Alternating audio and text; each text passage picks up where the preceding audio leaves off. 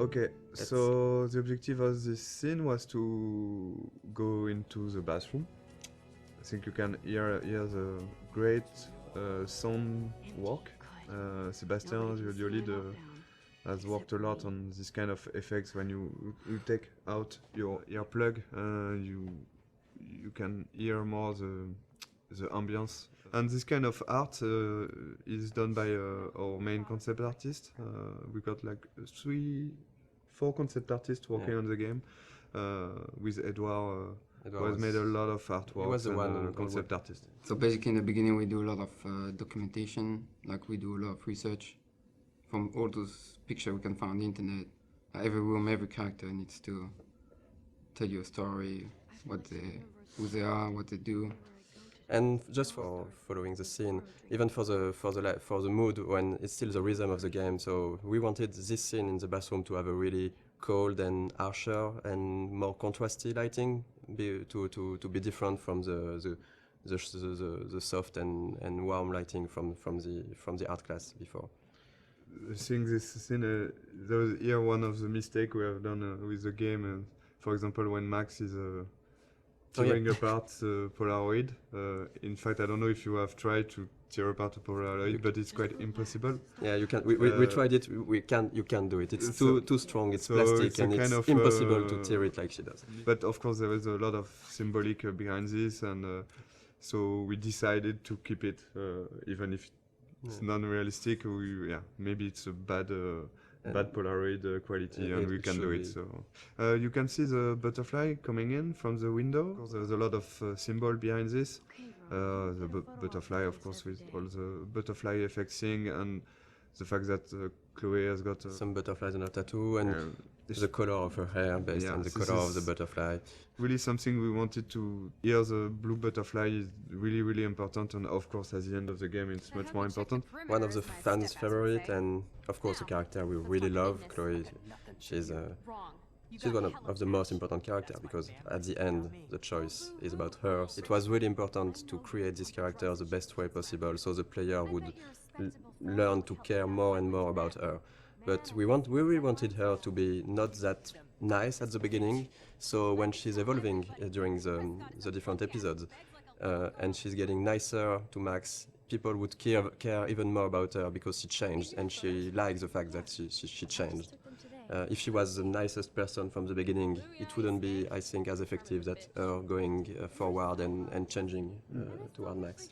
Sometimes some players hated Chloe during the first episode, and I think it's not a bad thing, because you can dislike a lot of things about her personality, and after in episode 3, and of course at the beginning of episode 4, there is really something more to this character, and I think it's like having in real life with a friend. There is always some things you don't like, and the relation between Max and Chloe talk about that, and I think it's really interesting to see how the player will learn to like more and more Chloe. And I think it was one of the biggest challenge of the writing process, because we have 5 episodes, we have a limited amount of time, and we need to find the good beats and the good pacing to make those characters evolve. It's a really intimate story, and it's mostly just centered on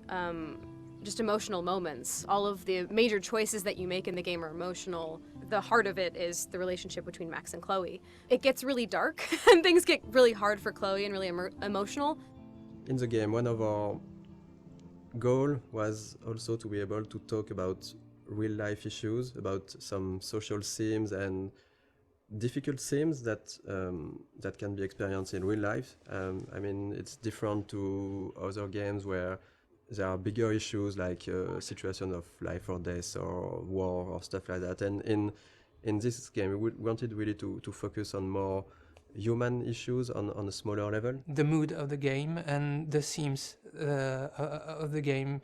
It's the themes that we tackle in the game are not something that you see often in other games. We try to be mature about it. We try not to force it onto players, and we try not to be too brutal about it. We have issues like domestic violence, family issues. So talk about drugs, alcoholism, And depression. employment, It's really. part of a reality, and I think it was really important for us to not avoid that. And I think it's a great video game is also a great media to talk about that, because as a player you will be involved maybe more than just looking at a movie or reading a book. You will be really part and actor of this experience. We were not sure that Square Enix, the publisher, would approve all the themes, the intense scenes we have, and how we deal with them. And really early in the discussions, we were relieved to see that they didn't want to change anything. They just wanted to make sure that we deal properly with the scenes or themes, and this is exactly what were our intentions. So. It's again a key scene for episode 1. It's the first time you see Nathan and Chloe. First scene with the character is really, really important. We got a lot of information to give to the player. And We needed to show that Nathan was quite a troubled child, a teenager, I mean. So this is him talking to himself at the beginning. We had to fine-tune and to find the good words to use. Then we see Chloe for the first time. We have to show what's her character, so she's direct and a bit pushy to Nathan. We need still to understand what's happening. So they're talking about money, about drugs. We had to find the right hints to give to explain things. So we don't want to lose the player. Punk ass who begs like a little girl and talks to himself. You don't know who the fuck I am or who you're messing around with. Where'd you get that? What are you doing? Come on, put that thing down! Don't ever tell me what to do. I'm so sick of people trying to control me! You are going to get in hella more trouble for this than drugs. This scene, this is the starting point of Max discovering that she has this weird power, because basically this adrenaline rush and looking at Chloe getting shot, that's how she can trigger that for the first time, and she don't know really why, but that's the seriousness of the situation. Then you'll go back in the art class. So we really tried on this scene to show the déjà vu feeling. So the editing and the shots were there to give this weird feeling to the player that, okay, I'm living that again and again, looking at the different moments that the player saw the first time in this scene. so yeah, for the editing in this sequence, we wanted to keep the same elements, but not necessarily the same shots. You can see that first 3 shots are the same, I think, and after we begin to change a little the point of view, so you understand that there are the same events going on, but just seeing from a different point of view. And I think, to be perfectly honest, we don't have a good explanation for why she's going back to the art class, because we needed it I've for... got one, but I will never tell you. I don't think it's a mistake, and because we also needed to explain to the player so the player can learn how things are working, and it's quite hard to do. So we took this freedom to have Max go back to the art class, which, even if it's a bit contradictory with how her power works after that. We are using this to explore more of Max's personality, of the characters, and because that's the way we created the character. Max, as we've seen that with what she's thinking. She has a lot of insecurity. She has issues to go forward in her life, to take decisions, and now she has this ability to not going forward, but going even backward.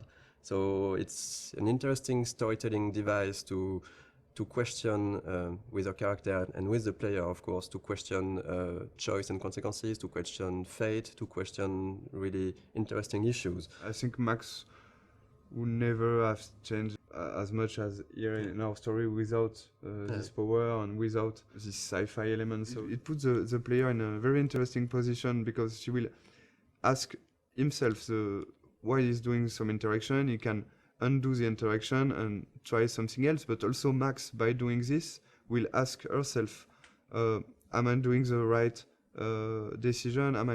Is it the good choice or not? So we deconstruct the mechanism of classic adventure game just by adding this power and the fact that you can undo things and try another things. Of course, in most games, you can do it with quick save, quick load, but it's like you said, it's only the player who do that, and that's one of the main themes of the games. That if I had the power to rewind and to change things, should I do it? Because sometimes it can be really seen as as lying, as if I say a lot of things that you don't like, and if I go back in time and don't say them to try to, so you're not angry at me, it's a bit tricking. So we are really asking those questions, and in the beginning of the game, we are letting the player and Max do it a lot. She's getting to make a lot of friends with this rewind.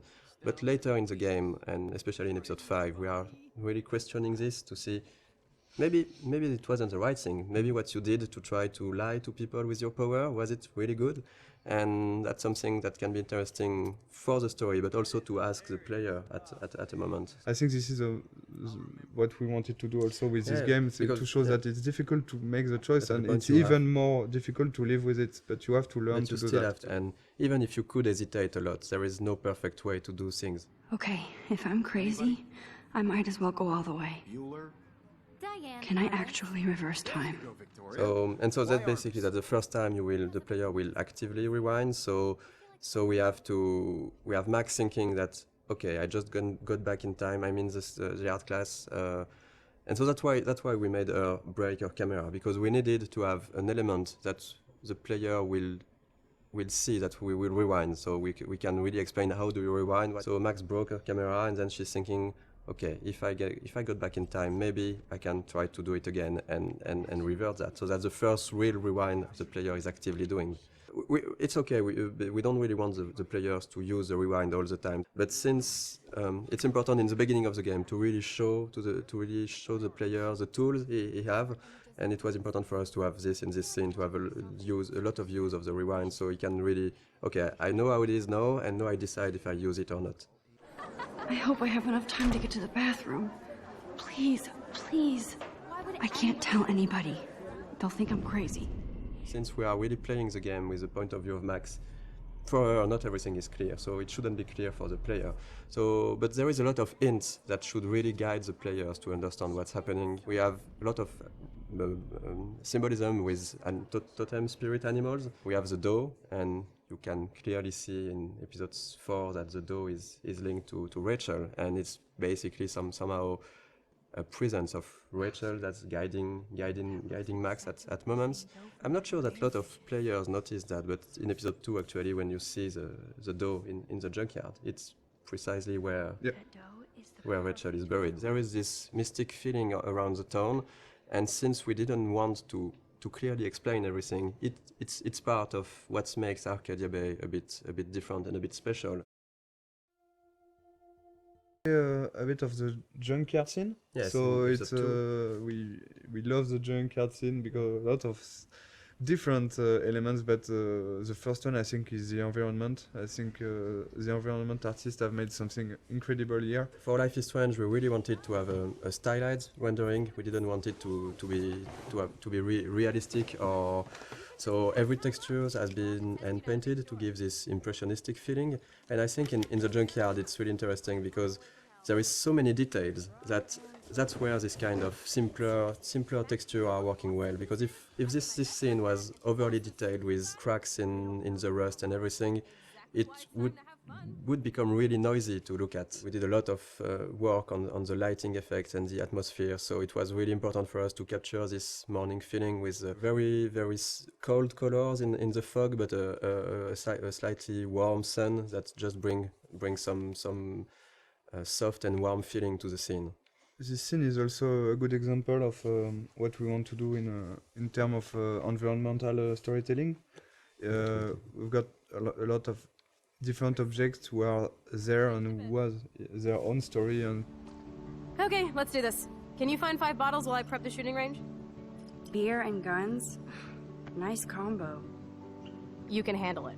Now go find us 5 bottles. This is one of the best puzzles of the game, I think. Yeah, I think it is. I think it's mostly the final bottle that was really hard to find, and we did a mistake on it because it was maybe too well hidden. Our goal for this was just to allow the player, to push the player to visit the place while looking for those bottles, because there is a lot of interesting things to discover. Basically, the junkyard is where Chloe brought Max to try her power, but it's also where Chloe and Rachel were hanging out together before Rachel disappeared. So this place here was this small hideout for Chloe and Rachel, and we tried a lot of what we did in the whole game with the environmental storytelling can be seen here, because there is a lot of everything that we really like to do, to tell with the environment. It's a good way to, of course, to show more to the player. So it's also to give rewards to the player who want to know more about the characters and who is curious, because you can do this whole scene without looking at every details, but there is some hidden stuff. This one is harder to find.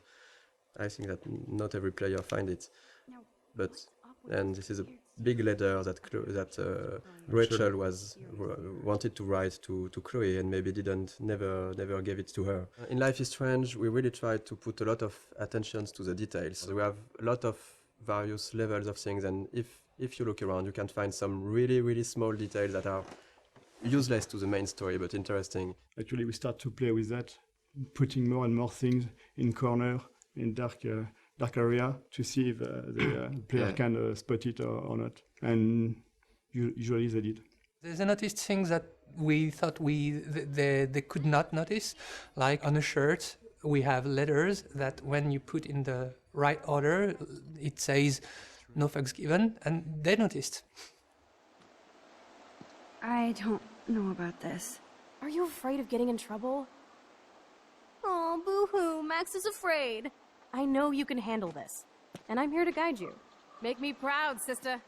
Life is Strange really is a game about choice and consequences. So we have a lot of choice you can make in the game, which will have consequences later on in the same episode or in the other episode. And there is one big choice in this scene, right, that will happen, for example.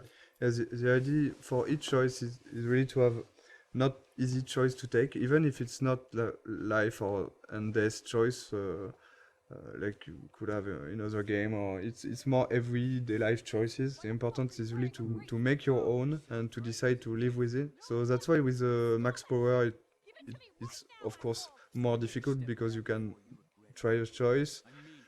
You're not sure, you're going to rewind and you're going to make the other one, but the important is if you want to continue and to move on, you have to keep on one and live with the consequence. So this is in this choice in particular. What do you want to do, Michel? The first one. I don't think I would shoot a guy anyway, so I would say we won't shoot. I won't shoot. So you can see directly some consequence. It means that you don't have gun anymore because Frank is going to take it. Chloe will be pissed off. You can of course rewind and try the other one. But something that's really interesting, because it was a lot of work at the beginning, because we were thinking that if you have the rewind, does it not completely destroy the fact that you are making choices? And actually, we've seen that players are really hesitating. We've watched some Let's Play video, and we've seen players just, even if they knew that they could go back, they were hesitating so much when they make a choice. I think it's interesting.